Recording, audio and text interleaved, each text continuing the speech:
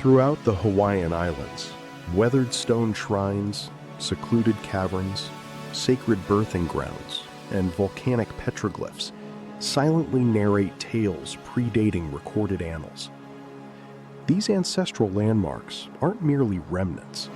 They represent echoes of leaders, healers, cultivators, and kin who crafted island heritage long before contemporary highways or hotels. Wandering amidst them evokes a vibrant history. On the rugged southern coastline of Kauai, subtly distanced from the manicured lawns of modern resorts, lies a sanctuary that feels like a well-kept secret, even when you are standing at its very threshold. To find it, you must traverse ancient limestone flats and navigate through a labyrinth of low-lying coastal shrubs, until, quite suddenly, the earth beneath your feet seems to yield. A dramatic circular sinkhole descends into a verdant, sheltered world below, a hidden pocket of time known as Makauwahi Cave. Initially, the site may lack the theatrical, cavernous scale some travelers expect. It does not boast towering stalactites or echoing halls. Instead, it offers something far more intimate and profound. You descend a sturdy ladder into a tranquil limestone hollow, where soft shafts of sunlight filter through the canopy above. The air here is noticeably cooler, heavy with the scent of damp earth, and shielded from the relentless Pacific winds. The true power of Makauwahi isn't immediately visible to the naked eye. It resides in the profound silence of the strata buried beneath your feet. Makauwahi is the most significant limestone cave system in the Hawaiian archipelago, a geological anomaly in a land otherwise dominated by volcanic basalt and hardened lava. Formed from prehistoric sand dunes that lithified over countless eons, water eventually sculpted this intricate system into a masterpiece of natural architecture. However, its most compelling narrative began tens of thousands of years ago. Inside the cave's depths lies an incredibly dense accumulation of paleontology, a meticulously layered record of silt, dust, botanical remnants, and bone remnants. Century after century, this organic material settled into the basin, perfectly mummified by the cave's unique, stable microclimate. Because the sinkhole is partially enclosed and shielded from the elements, these delicate remains survived in a pristine state rarely encountered in the humid, acidic soils of the tropics. When dedicated researchers initiated the first systematic excavations in the early 1990s, they uncovered a biological treasure trove. The site yielded fossils and artifacts that provide a vivid window into a Hawaii that existed long before the first human footprint ever touched its shores. They unearthed the remains of specialized birds that no longer take flight, and remnants of exotic flora that vanished millennia ago, including fascinating evidence of large, flightless waterfowl that once claimed these islands as their sovereign territory. It is deeply surreal to realize that the Hawaii we celebrate today, often viewed as an unchanging tropical paradise, once hosted an entirely different cast of life. These species evolved in absolute isolation for millions of years, adapting to the islands in ways that seem like something out of a myth. Makauwahi Cave serves as a biological time capsule, a physical archive preserving the blueprint of a lost wilderness. As scientists delved deeper into the earth, they also discovered the poignant traces of the first Polynesian voyagers: charcoal from ancient hearths, finely crafted stone tools, and the discarded remains of their initial harvests. The stratigraphy tells a stark and sobering story of transition. Before human arrival, the fossil record is teeming with endemic avian life and sprawling native forests. Following the introduction of humans, the pace of change accelerated with startling speed. Certain species vanished from the record almost instantly. Others began a slow decline, and a wave of exotic plants and animals began to colonize the landscape. This isn't a story of sudden, violent conflict, but a quieter, more complex account of how human presence fundamentally and permanently reshaped a fragile ecosystem. Walking through the cave today, you will not find scattered skeletons. The excavation pits are respectfully protected, covered, and treated with the gravity they deserve. Detailed signage helps interpret the profound findings for the curious mind. The atmosphere remains incredibly serene, often punctuated only by the sight of local chickens wandering the nearby trails. Above the cave, a dedicated restoration plot works to reintroduce indigenous plants that once carpeted the area. I find it fascinating how this site manages to bridge the gap between empirical science and ancient mystery. The data points are precise and the fossils are tangible, yet the mental image of a lost Hawaii, filled with giant, ground-dwelling birds, still feels like a dream. The cave provides one of the most continuous and reliable fossil records in the entire Pacific Basin, making it an indispensable resource for understanding long-term climate shifts. Pollen trapped in the ancient silt reveals the slow heartbeat of shifting vegetation, while tiny seeds and microscopic shells whisper stories of ancient rainfall patterns and fluctuating temperatures. Regarding its current condition, Makauwahi Cave is managed with exceptional care by a local conservation group that prioritizes integrity over profit. Access is controlled, meaningful, and deeply respectful, entirely avoiding the commercialized atmosphere found at major tourist hubs. It remains raw and authentic. The surrounding reserve even serves as a home for giant tortoises, which act as ecological proxies for the extinct species that once grazed these very fields. The cave's structural integrity is stable, the descent is secure, and the educational materials are presented with clarity. This physical proximity makes the weight of history feel incredibly personal. You are quite literally standing atop thousands of years of life, death, and transformation. Admittedly, there are practical challenges. Those seeking a flashy, neon-lit cavern tour might find the modest, natural appearance underwhelming. Its true significance is scientific, cultural, and spiritual, rather than purely aesthetic. The access trails can become treacherous and muddy after heavy rains, and the rugged terrain is not yet fully accessible to all visitors. Shade is a luxury in the surrounding fields, and the tropical sun can be punishingly intense. Furthermore, the task of preservation is never-ending, as even minor human disturbances can jeopardize the delicate sedimentary layers that researchers rely upon. Balancing public curiosity with the absolute need for cultural and scientific sanctity requires constant, tireless vigilance. Personally, I view Makauwahi Cave as a quiet, earthbound enigma. It doesn't shout its importance. It breathes a slow, undeniable truth.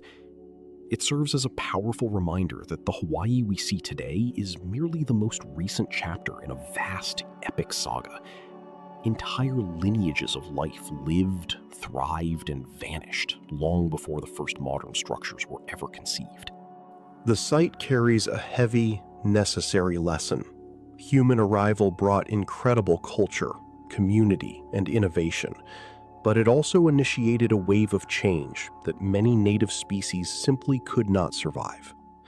This is not about pointing fingers or assigning blame to the past. It is about acknowledging the reality of our impact. Every place humans choose to settle is forever transformed. Standing there in the cool shadows of the sinkhole, I feel deeply reflective. The cave is peaceful, honest, and remarkably still. The layers of the earth require no dramatic embellishment. They speak eloquently for themselves. Currently, Makauwahi remains a protected jewel, welcoming those who seek knowledge during specific hours. The work of restoration continues, the structure is carefully monitored, and ongoing research continues to yield new, startling insights. It is an essential natural archive, a reminder that even the most beautiful paradise has a long, complex, and sometimes heartbreaking history buried just beneath the surface. Upon arriving at Pu'ukohola Heiau National Historic Site, the immediate sensation is a profound, expansive silence. It isn't an absolute void, but rather a wide-open stillness, where the wind whispers through parched grass and the distant ocean shifts in rhythmic, azure swells. This landscape feels significantly older than the asphalt path that led you here. The temple crowns a small rise composed of volcanic rock, nearly camouflaging into the earth from a distance. Its stones are dark, rugged, and heavy, devoid of any superficial luster or ornamentation. However, as you draw nearer, the sheer scale of the endeavor becomes strikingly apparent. The massive walls ascend toward the sky, meticulously assembled from thousands of stones transported by hand. There is no mortar or adhesive. The structure relies entirely on gravity and precise balance. This monumental feat was executed between 1790 and 1791 by order of Kamehameha the Great. During this era, the Hawaiian archipelago was fractured, with rival chiefs governing different islands through a volatile mix of warfare, shifting alliances, and strategic betrayals. Power was fleeting. Kamehameha sought total unification, yet he recognized that warriors alone were insufficient. He required spiritual legitimacy. A high priest prophesied that constructing a grand temple dedicated to the war deity Ku would ensure his victory and the unification of the islands. That directive held immense gravity. In that period, spirituality and governance were inextricably linked. A temple functioned as both a sanctuary and a formidable declaration of authority. The stones were sourced from the distant Olowalu Valley, across miles of unforgiving terrain. Laborers formed massive human chains, passing each rock from hand to hand over jagged lava fields under a relentless sun. Without machinery, every single stone was positioned through pure human muscle and collective resolve. Oral traditions suggest these stones never touched the soil once lifted. Whether literal or legendary, this emphasizes how sacred the construction was considered. Once completed, a pivotal event occurred: the arrival of a rival chief, Keokuahuala. Anticipation surely hung heavy in the air. Historical accounts detail that he was slain and offered as a sacrifice to sanctify the temple. This brutal moment was a catalyst. Thereafter, Kamehameha's trajectory toward total sovereignty solidified. Within years, he became the undisputed monarch of the Hawaiian kingdom. Standing there now, it is difficult to envision the violence of past battle strategies. The atmosphere is currently serene. The sea glitters, small birds flit among the crevices, and visitors tread softly. Yet beneath this tranquility lies a narrative of fierce ambition and struggle. The platform itself is a massive stone terrace, roughly 224 feet long and 100 feet wide. The walls are dense. Smaller rocks fill the gaps between massive, tightly stacked boulders. The wooden structures and idols that once adorned the top have long since succumbed to time, leaving behind a powerful stone skeleton. Nearby sits Makauwahi Heiau, an older, smaller temple closer to the shoreline. Together, they illustrate a story of transitioning eras, one temple rising as the other's prominence faded. You can almost sense the ancient shift in authority that occurred over 2 centuries ago. Regarding current conditions, the site is exceptionally well preserved under the careful stewardship of the National Park Service.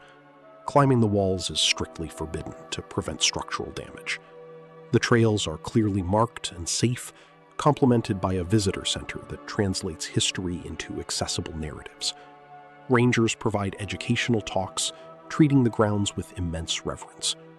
The environment remains vast and open. You can stand upon the hill, surveying Kauai Bay, just as observers did in the late 18th century. That panoramic view remains largely unchanged. The ocean and the wind across the lava fields provide a tangible bridge to the past. Logistics are straightforward, with easy parking and accessible paths that don't require strenuous hiking, making the history reachable for everyone. It isn't secluded, yet there are challenges. The climate is arid and punishingly hot, with minimal shade. Many visitors are caught off guard by the intensity of the sun. The surrounding terrain is brown and volcanic, lacking the lush greenery many mistakenly associate with all of Hawaii. Some might feel a sense of desertion or surprise. Proximity to modern infrastructure also slightly disrupts the ancient ambience. The hum of traffic or the sight of contemporary buildings can make it harder to fully inhabit the past. Furthermore, visitor etiquette varies. While most are respectful, some prioritize photography over deep historical reflection. Balancing public access with cultural sanctity remains a delicate task. Natural elements also pose a threat. Salt spray and wind gradually weather even these sturdy stones. Conservation is an ongoing, meticulous process to ensure repairs maintain the original integrity. When contemplating this site, I don't find it eerie. The true mystery is human. It's a study in how a leader fused faith with geopolitical strategy. It is vital to view the history through a neutral lens. While modern values might condemn the sacrifices, they were rooted in the religious survival of that era. Understanding the context is more important than passing judgment. The most striking element is the collective effort. Hundreds of people working in unison to forge a structure that would alter the destiny of a nation. That degree of unity is deeply thought-provoking. Personally, I feel a quiet respect here. The stones are unadorned, but they possess a heavy presence. They serve as a reminder that monumental historical shifts often begin in these silent, austere places. Today, Pu'ukohola Heiau is stable, organized, and safe. Simultaneously, it feels raw and authentic. The lava is sharp, the sun is fierce, and the wind is relentless. It doesn't feel over-sanitized or artificial. It feels real. The site stays open year-round, with rangers maintaining the educational mission. The structure remains intact and guarded. Despite the natural pressures of erosion and the encroachment of modernity, the temple stands firm. It remains a cornerstone of Hawaiian history, overlooking the bay and carrying the profound memories of a kingdom's birth. The Olowalu petroglyphs, echoes in stone. Driving along the sun-drenched coast of West Maui, you find yourself sandwiched between two worlds, the vibrant, limitless blue of the Pacific on one side and the parched, rising hills on the other. Near Olowalu, there is little to suggest that the landscape hides a profound treasury of ancient art. The terrain feels exposed, almost ordinary. However, a brief journey inland, crossing over dusty earth and through low-lying scrub, leads you to dark basalt outcroppings etched with history. These are not ephemeral paintings or modern graffiti. They are genuine petroglyphs, pu'uloa, carved into the volcanic heart of the island centuries ago. The Olowalu petroglyph field stands as one of the most significant and expansive rock art sites in the Hawaiian archipelago. Thousands of intricate images are scarred into the lava's surface. Upon your initial arrival, they are surprisingly elusive. The engravings are shallow, often blending into the natural texture of the rock. It is only when the sun strikes at a particular angle that the stone suddenly populates with life. Human silhouettes, voyaging canoes, perfect circles, and geometric lines resembling sails or steering paddles. A heavy silence blankets the area.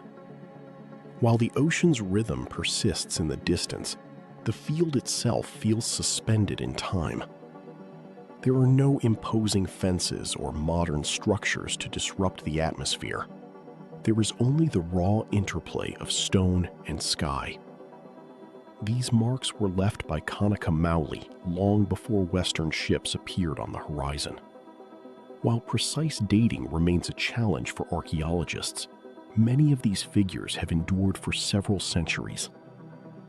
The artisans created these images by painstakingly chipping away the dark, weathered outer patina of the lava to expose the lighter, unweathered stone beneath. This technique produced a sharp contrast that has defied the elements for generations. The specific intent behind each carving remains a subject of deep reflection. Some figures depict humans with arms outstretched toward the heavens. Others appear to represent tight-knit family units. The abundance of canoe shapes is a testament to an island civilization inextricably linked to the sea. Some carvings clearly depict the la, sails, perhaps narrating tales of daring inter-island voyages. Simple symbols carry immense weight.